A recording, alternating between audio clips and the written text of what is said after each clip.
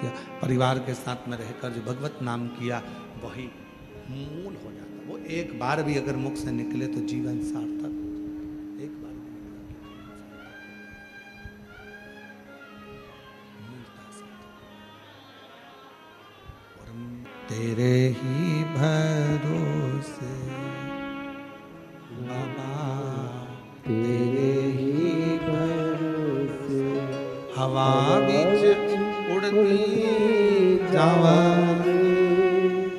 बाबा, door तो छड़ी नाम कटी जवानी, भोले मैं तेरी पतंग शंभो, मैं तेरी पतंग। शिव पुराण कह रही है, भगवान शंकर का चरित्र कह रहा है कि भगवान शंकर कुछ कवच हमको दिए हैं, कुछ कवच हमको दिए। उन कवच को जिसने धारण करा, उन कवच को जिसने पहना, उन कवच को जिसने धारण कर लिया, उसने अपनी जिंदगी को शुद्ध बना दिया, सात्विक बना दिया। तो पहला कवच है रुद्राक्ष, दूसरा कवच है, जम के बोलो, भस्म, तीसरा कवच है बेलपत्र या शंकर जी पे चढ़ा हुआ जल, ये भी कवच का काम करता है, ये भी कवच है, ये सब कवच है।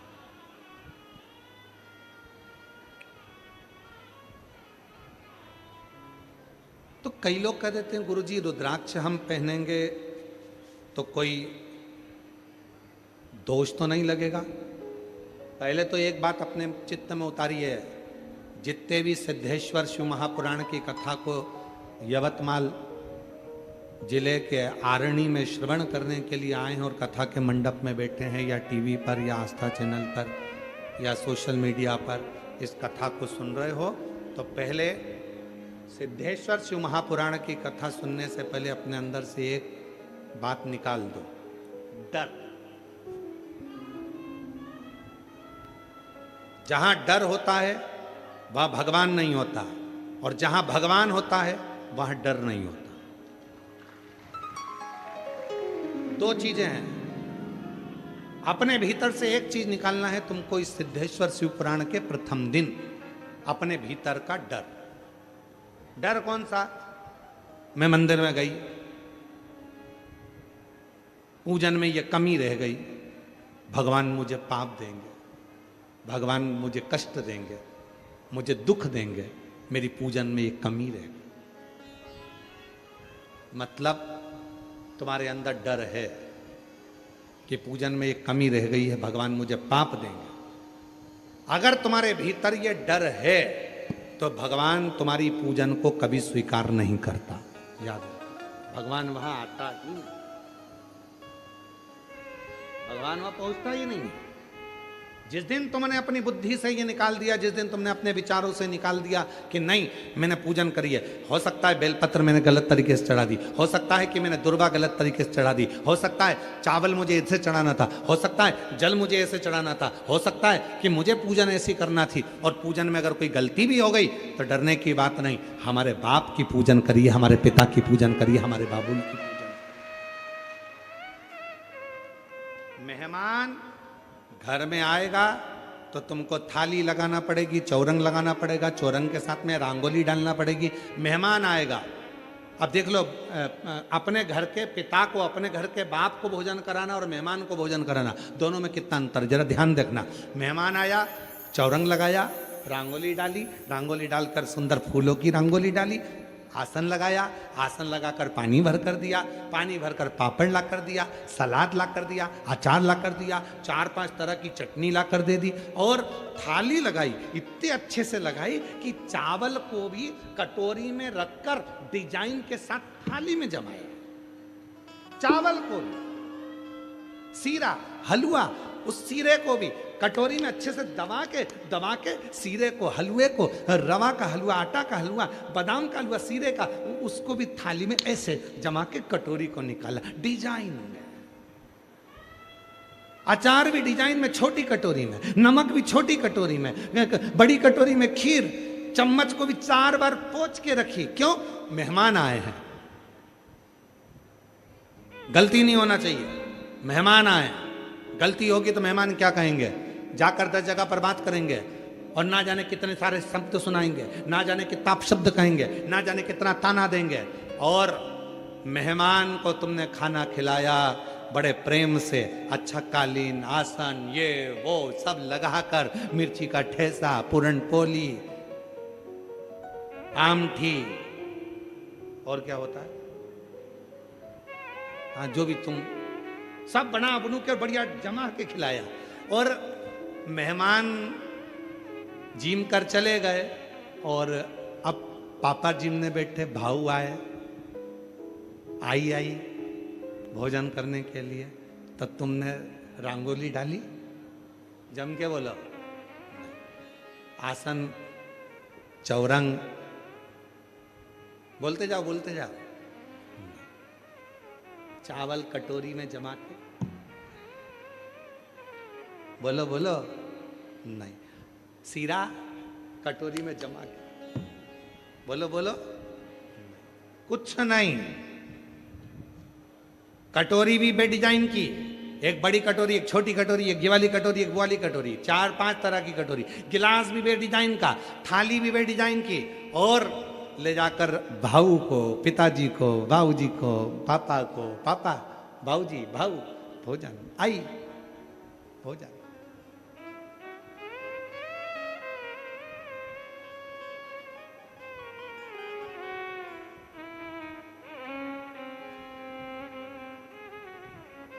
भाऊ ने कुछ कहा, जम के बोलो, आई ने कुछ कहा नहीं। क्यों?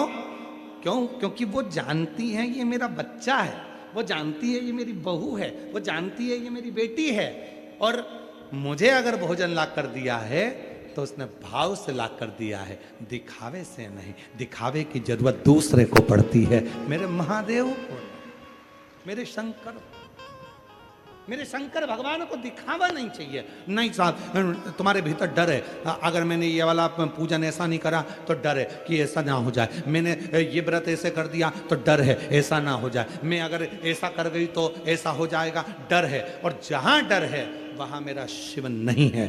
तुमने जिस दिन अपने भीतर से डर निकाल दिया कि मैं जल चढ़ा रही हूं, कोई गलत काम नहीं कर रही, मैं बेलपत्र चढ़ा रही हूं, कोई गलत काम नहीं कर रही, मैं जल चढ़ाकर आचमन कर रही हूं, पी रही हूं, कोई गलत काम नहीं कर रही, मैंने बेलपत्र उठाकर खा लिया, कोई गलत काम नहीं किया। जब तुम्हारे भीतर ये डर हट जाएगा तब समझ लेना कि शिव तुम्हारी जिंदगी में सुख प्रदान करना प्रारंभ कर दे। जितनी बैठी हैं मेरी जीजियां, जितने मेरे जीजा बैठे हैं, जितनी मेरी बेटियां बैठी हैं, जितने मेरे बेटा बैठे हैं, इसमें से कई, जितने मेरे बुजुर्ग माँ बाप बैठे हैं, इसमें से कई ऐसे हैं जो डर कर पूजा करते हैं। मैं ऐसा करूंगी कहीं ऐसा ना हो जाए, मैंने पशुपति व्रत करा ये गलती ना हो जाए, मैंने ये ऐसा कर दिया कहीं ऐसा ना हो जाए, मैं जल चढ़ाने गई थी उसने ऐसा कर दिया, मेरा बर्तन को छू दिया, मेरे बर्तन को ऐसा कर दिया, कहीं गलती ना हो जाए। और हम डर के कारण भगवान की पूजन को डर के कारण कर रहे हैं। नहीं, शिव कहते हैं बाप मानती हो ना तो जैसी मर्जी पड़ जाए वैसे तुम आओ, और जैसा मन पड़ जाए वैसे शिव को भी जाओ। बाप मानती हो ना, पापा को तो कैसे भी भोजन करा दो। और कभी कभी पापा क्या कह देते हैं, ए बेटा आज तो मेरा मन कर रहा है, बेसन और रोटी लिया, बेसन चावल लिया, मन कर रहा है, पिताए। तो बाप तुमसे बहुत चीज की चाह नहीं रखता, पिता तुमसे बहुत सारी सामग्री चाह नहीं रखता। मेरे शंकर भगवान तो केवल देना जानते हैं, तुमसे लेने की चाह नहीं रखते कि तुम मुझे ये दो, ये चाह। और हो डर से, जहां डर है वहां शिव नहीं, और जहां शिव है वहां डर।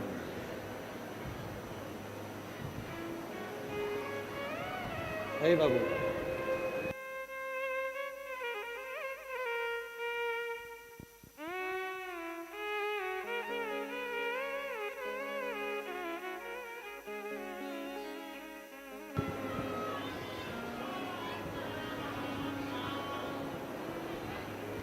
जहां डर है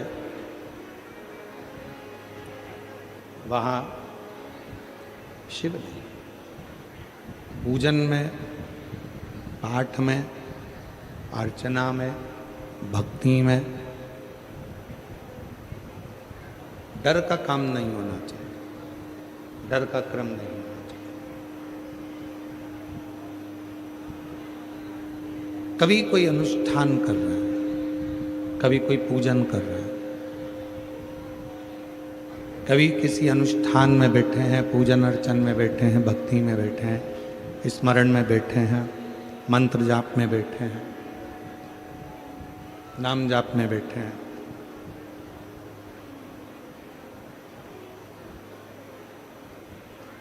डरना नहीं। कोई कह दे तुमसे कि तुमने ऐसा कर दिया और इससे तुम्हें पाप लगेगा, डरना। कोई कह दे तुमने ऐसा कर दिया और तुम्हें दोष लगेगा, डरना। हम हमारे पिता की पूजन कर रहे हैं और जब शिव को अपना बाप मानकर, अपना पिता मानकर जब हम एक लोटा जल समर्पित करते हैं, तब भगवान शंकर को हम एक लोटा जल समर्पित करते हैं। शिव को जब हम अपना पिता मानकर भगवान शंकर की साधना आराधना करते हैं, तो दुनिया में ऐसा कोई कार्य नहीं है जो मेरा भोले बाबा पूर्ण ना करे।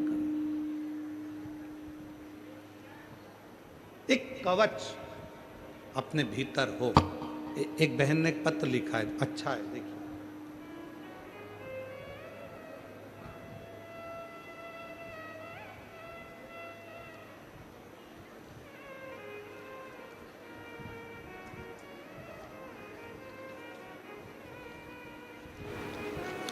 पहले तो उसने फाइल लगाई है अपनी मेडिकल की, और बाबा को मैं नमन करने के लिए आई हूं। शिव तत्व किसको कहते हैं? शंकर की अविरल भक्ति, एक विश्वास की भक्ति।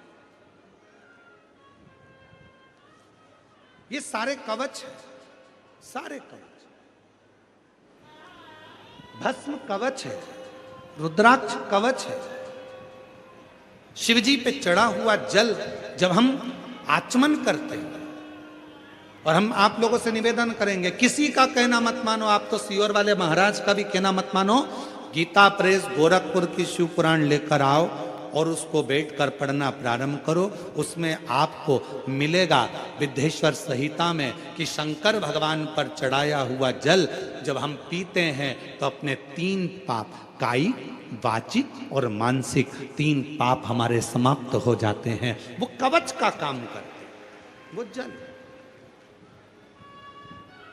ये शिव पर चढ़ी बेलपत्र, शंकर पर चढ़ा जल, शिव जी को लगी हुई भस्म और शंकर भगवान का दिया हुआ रुद्राक्ष, ये हमारे कवच है, ये हमारे कवच।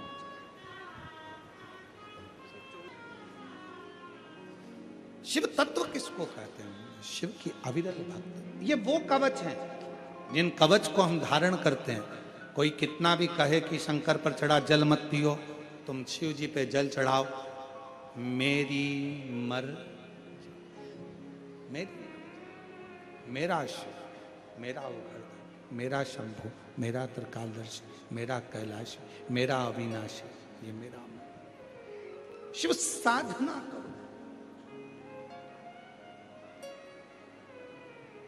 और ऐसे दयालु नाथ से रिश्ता बनाइए, ऐसे दयालु नाथ, बोलो बोलो बोलो, रिश्ता बनाइए, मिलता रहेगा आपको जो कुछ भी चाहिए, मिलता रहेगा आपको जो कुछ भी चाहिए।